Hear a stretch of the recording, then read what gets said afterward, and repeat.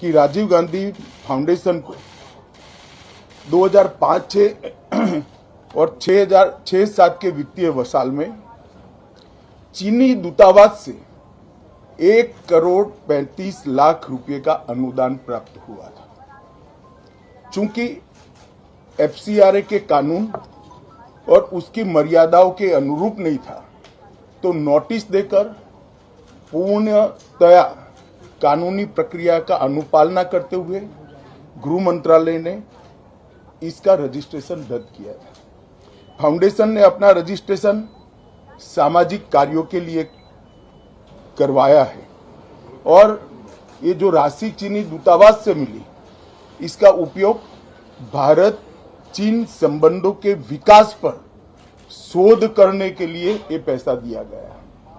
अब मैं कांग्रेस पार्टी को पूछना चाहता हूं कि इन्होंने शोध तो जरूर किया होगा, क्या उनकी शोध में 1962 में जो हजारों हेक्टेयर भूमि भारत की चीन ने हड़प ली वो शामिल था क्या? और शोध इस पर किया तो रिपोर्ट क्या आई है? नेहरू जी के प्रेम के कारण सुरक्षा परिषद में भारत की स्थायी सदस्यता बलि चढ़ गई। इस विषय को उन्होंने शोध का विषय बनाया था क्या? और अगर बनाया था तो इसका नतीजा क्या हुआ? जिस वक्त गलवान के अंदर हमारे सेना के वीर जवान चीनियों से भिड़ रहे थे, उस वक्त चीनी दूतावास के अधिकारियों को कौन रात्रि भोज दे रहा था? वो उनकी शोध का विषय था क्या? अगर था तो उसका नतीजा क्या हुआ?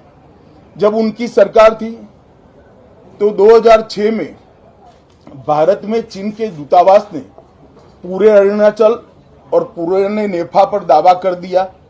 वो उनकी शोध का विषय था क्या? अगर शोध हुई तो उसका नतीजा क्या हुआ?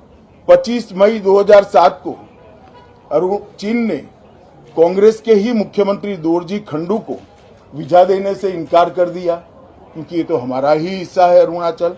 ये भी शोध किया गया क्या? 13 अक्टूबर 2009 को मनमोहन सिंह की अरुणाचल यात्रा पर चीन ने आपत्ति जताई, वो आपने जांच किया है क्या? और 2010 में चीन ने जम्मू कश्मीर के लोगों को स्टेपल वीजा जारी करने की प्रथा शुरू की, ये भी क्या आपका शोध का विषय था? 2011 में कांग्रेस सरकार ने चीन की धमकी के बाद हमारे रोड और वाइटल बॉर्डर इंफ्रास्ट्रक्चर्स का निर्माण डैम चौक में रोक दिया। ये क्यों रोका गया, इसकी भी शोध की है। मैं कांग्रेस पार्टी को पूछना चाहता हूं, ये दोगला रवैया जनता के सामने नहीं चलता है। जनता सब देख रही है। आपके परिवार द्वारा चलाया गया फाउंडेशन, उसका एफसीआरए रजिस्ट्रेशन चीन की दूतावास से मिले हुए अनुदान से समाप्त हुआ है। आपके ही समय में हजारों किलोमीटर भूमि अवैध रूप से हमसे हड़प ली गई है। आपके ही समय में हमें मिली हुई सुरक्षा परिषद की सदस्यता आपने निजी संबंधों को बनाने के लिए चीन की भेंट कर दी है। ये सारी जनता ये सभी विषयों को जानती है। मैं इतना स्पष्ट कहना चाहता हूं कि भारतीय जनता पार्टी की सरकार है, नरेंद्र मोदी इसके प्रधानमंत्री है, और जब तक भारतीय जनता पार्टी की मोदी सरकार चल रही है, 1 इंच जमीन पर भी कोई कब्जा नहीं कर सकता। कल अपने सेना के जवानों ने जो 8 की देर रात को और 9 की सुबह को जो वीरता दिखाई है, मैं इसकी भूरी भूरी प्रशंसा करता हूं। इन्होंने घुसे हुए सभी लोगों को कुछ ही घंटों में वापस खदेड़ दिया और हमारी भूमि का रक्षण किया है। राजीव गांधी फाउंडेशन के एफसीआरए लाइसेंस रद्द होने का एक दूसरा भी कारण था। इस्लामिक रिसर्च फाउंडेशन की, जिसका प्रणेता जाकिर नायक है, जाकिर नायक को पूरा देश जानता है, उनसे भी 7 जुलाई 2011 को 50 लाख रुपया राजीव गांधी फाउंडेशन ने प्राप्त किया था।